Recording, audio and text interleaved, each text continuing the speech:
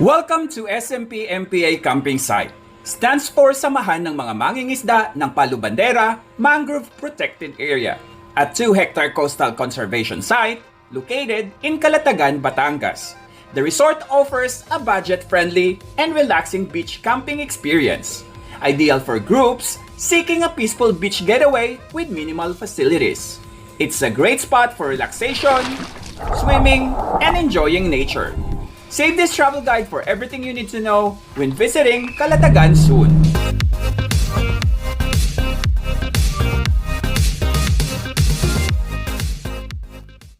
Hello everyone! Welcome back to my channel. My name is Red and for today's gala, nandito tayo sa Calatagan, Batangas. So currently, nandito tayo sa SMP Resort. As usual, this is your ultimate guide on how to get here, getting around, and expenses. So if you're new to my channel, please do not forget to support. Click on the subscribe button and the notification bell so you will be updated to my latest videos. Please follow my Facebook page, Gala ni Sed. Without further ado, let's get started.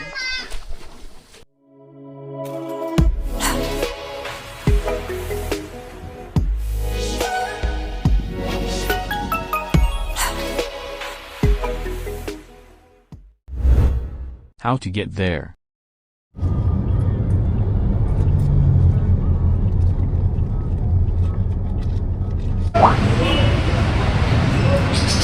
Nandito ulit tayo sa MRT TAP dito sa Pasay. So sa Pisa Mora Street, dito tayo sasakay ng van pa Calatagan. Pero yung ibang way para pumunta ng Calatagan, meron sa Buendia. Sasakay kayo ng DLTV bus. Diretsong Calatagan yun. Pero medyo matagal kasi ang bus, kaya mag-van lang tayo. Or meron din dito sa may sa may baba ng MRT yung pa-bus, pero hindi siya diretsong Calatagan. Ano lang siya, hanggang Lian, Batangas lang. So sasakay ulit kayo. Ayan, so nandito na tayo sa Mapagkalinga, Kanto, then Zamora. Yan yung bus, ay van. 5:23 AM na, so antay ko natin mapuno to. Then yung nila dito, yung first trip nila is 3 AM and last trip nila is 8 PM. 300 pesos yung bayad sa van. Alis na tayo, 6:06 AM na.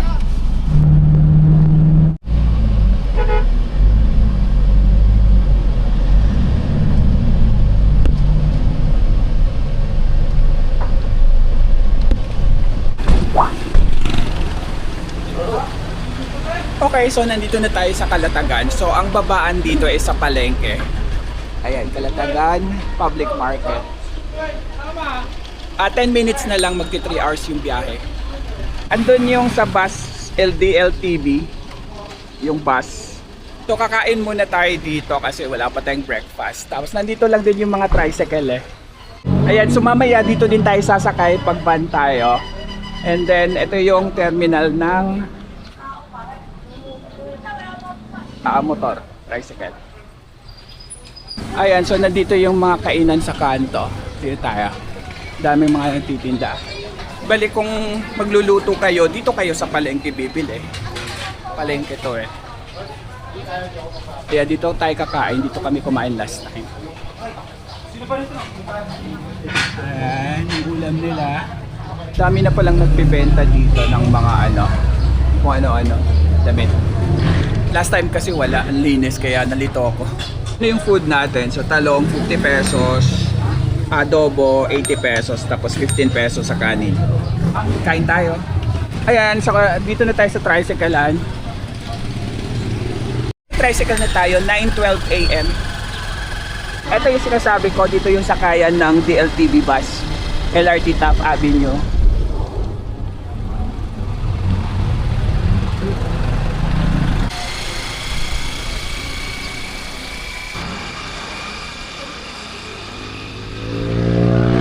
Bali yung pamasahe nito is 250 pesos, pero apat na kayo.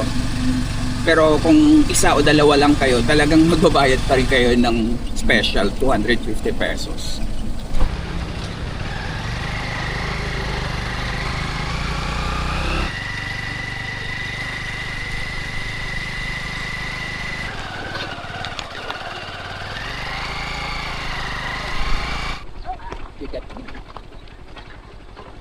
Ayun na, SMP and click outside.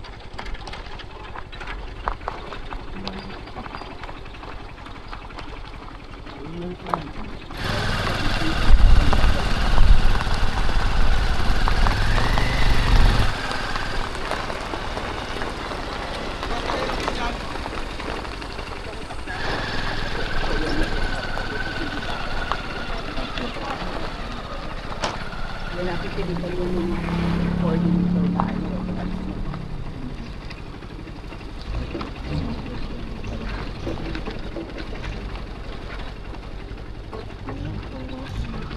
Okay, so nandito na tayo sa SMP Resort. Bali, 19 minutes yung biyahe natin sa tricycle.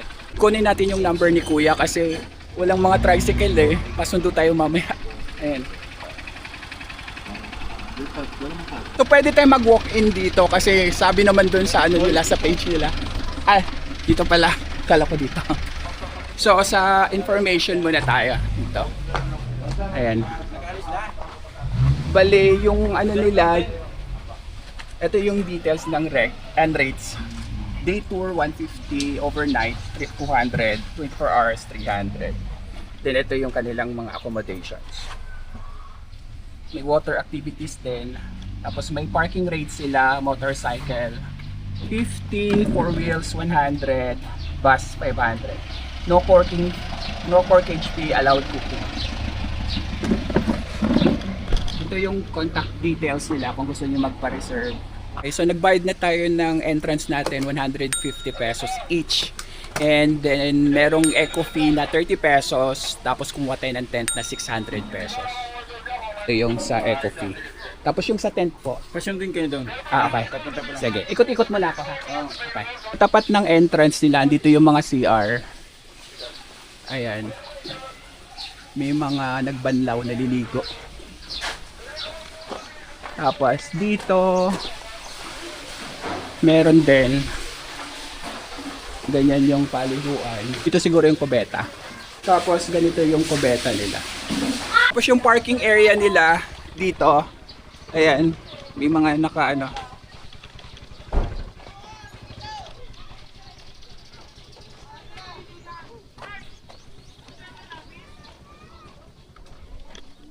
Bale, ito yung chargers ng parking. Yung ibang motor naka-park.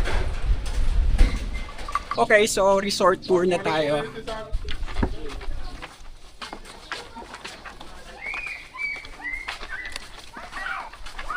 Ayan yung kanilang tubig. Maganda dito kasi may mangrove. Malinis oh. Ganda. Mas gusto ko dito kasi swimmable yung tubig. Hindi ka na pupunta dun sa dulo para makaligo. So sun check muna tayo. Yung buhangin nila ganito. Ayan. Ganito yung ginawa nila.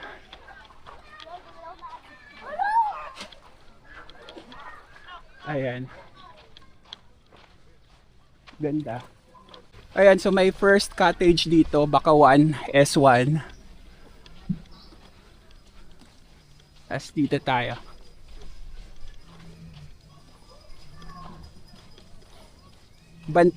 Bantigay S2 cottage.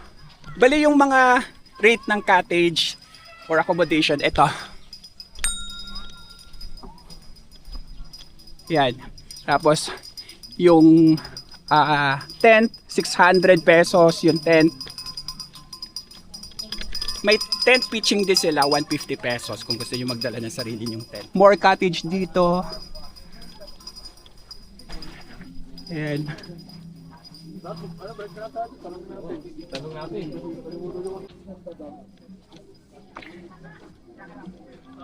Ayan, more cottage.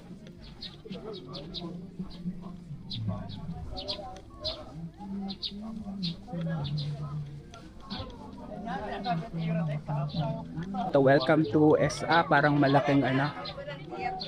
Tapos meron silang ihawan. Ayan. Ihawan. Ihaw si Kuya. Hello po. Okay lang. Then may tindahan naman sila dito. Ayan. Yung sa Kwente lang po dito. Pwede kayong bumili. May mga ano sila alak. Akala ko may ice cream. Ayan. Tapos yung ibang tent nandito. Ayan mga tent. Nila, ganito ang itsura, aircon room. Ayan. Ito walang laman. Double bed. And then may aircon dyan. Kung gusto niyo mag-overnight. Sa tapat lang din siya ng ano, may mga tents.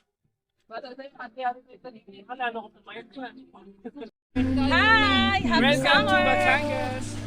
Kain! Sige po, thank you.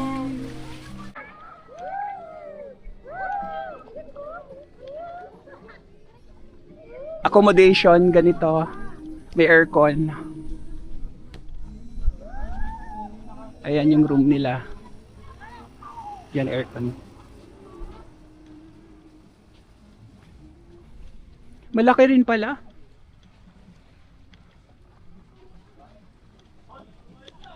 Ayan pa yung iba. Cottage. Close cottage na.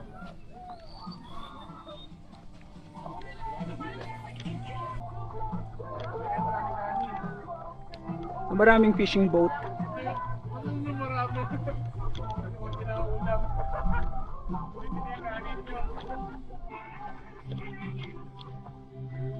Keep out, stay away, do not enter. Ah, iba na pala to. Private property na to. So hanggang dito na lang. Ayan.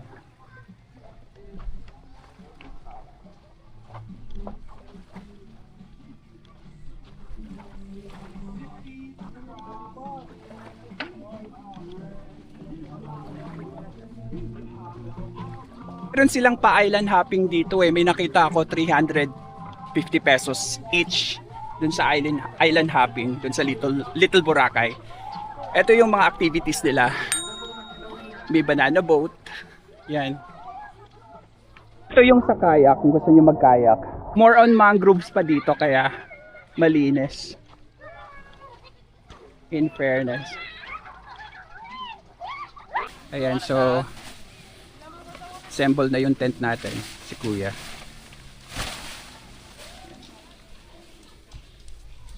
Ayan, gawa na yung tent natin, maluwag siya. Ayan. So, magdala na lang kayo mga beddings, unan, kung gusto nyo. Okay, balik tayo dito sa May Tulay. Ayan.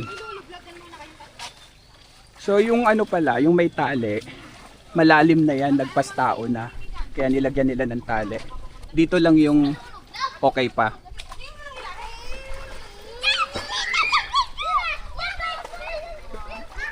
Pero ang ganda. Palipad na tayo ng drone.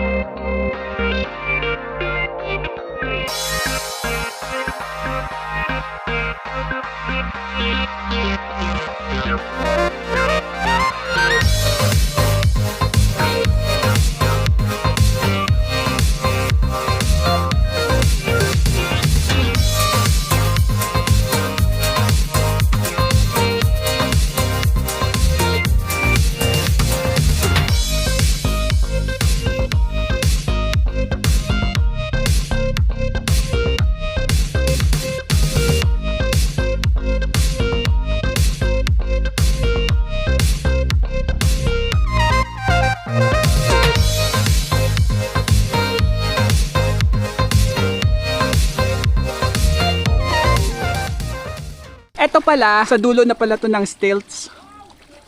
Yung shore na to, same shore pala sila ng stilts. Yun. Swimming time, dito naman tayo sa may mangrove banda. Ayan, no? Sa may tulay. Aray.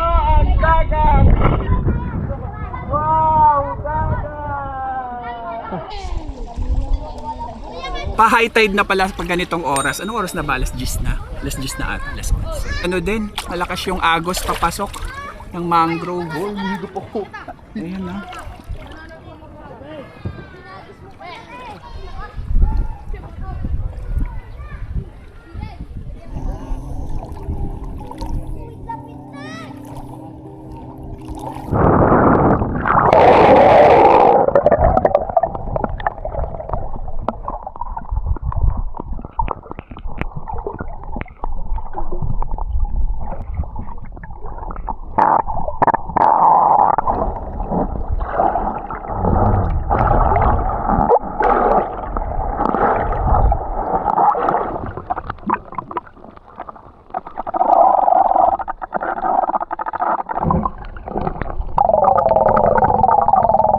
Fairness, yung vibe dito mas okay compared dito sa magkakatabing tatlo kasi syempre napuntahan ko na yung sa sa stilts tsaka yung Manuel Uy. Pagdating sa swimming sa dagat, mas maganda yung vibes kasi malinaw yung malinis yung tubig. Mas marami kasing dito mangrove. Tapos dito banda sa malapit hindi ganun kalalim pero tamang-tama sa pag-swimming. Ayan, kagaya nito nasa ko na dibdib. Tapos ito lang yung tapos yung dito hangin, maganda yung simoy ng hangin, napaka nature vibe talaga, good for family talaga. Tsaka pagka nagmumuni-muni kasi Monday ngayon so pagka weekends hindi ko lang alam, parang may nakita ako na sobrang daming tao, so mas better pa rin pumunta dito ng weekdays para hindi masyadong crowded, para ma-feel mo talaga yung paligid. Mga ilaw na may charging station, kagaya nito may extra dalawa. So hanap kayo ng mga may ganito, doon kayo magtayo ng tent gaya namin. Ayan. Tapos may message dyan.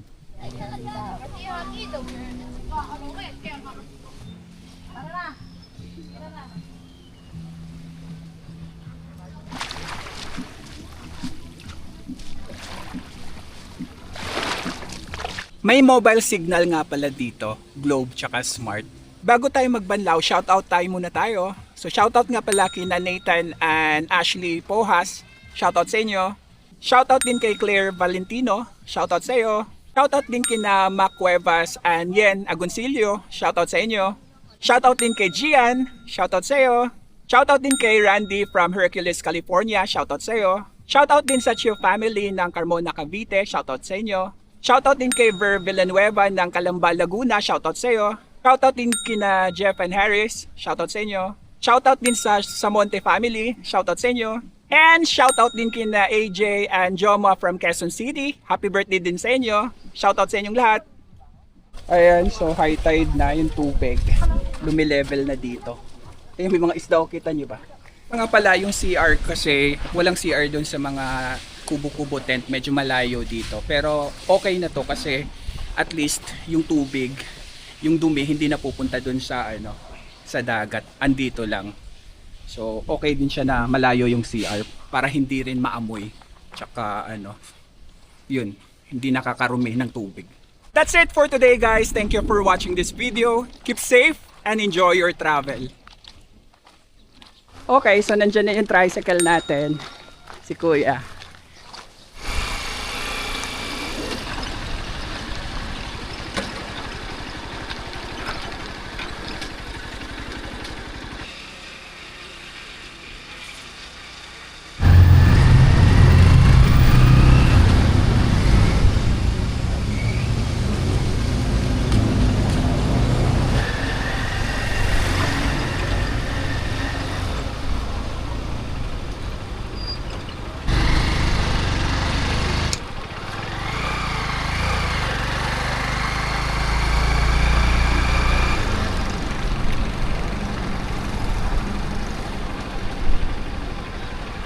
Okay, nandito na ulit tayo sa terminal ng van. Okay, so sabi ni Kuya, wala na raw darating na van. So 1:48 PM pa lang. No choice tayo kundi magbabas. Tapos yung terminal ng bus, katabi lang ng terminal ng van. Ayan, kagaya nito.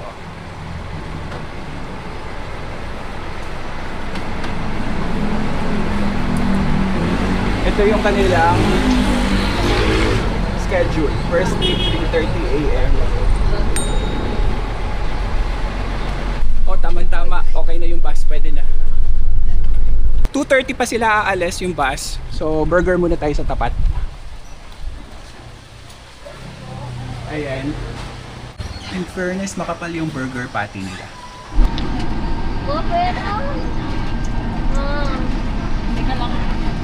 Okay, so alis na tayo. Saktong 2:30 PM yung alis. 294 yung pamasahe sa bus. Diretso sa Buendia Terminal. Ayun pa kayo pinagpahalikuan. Madali lang.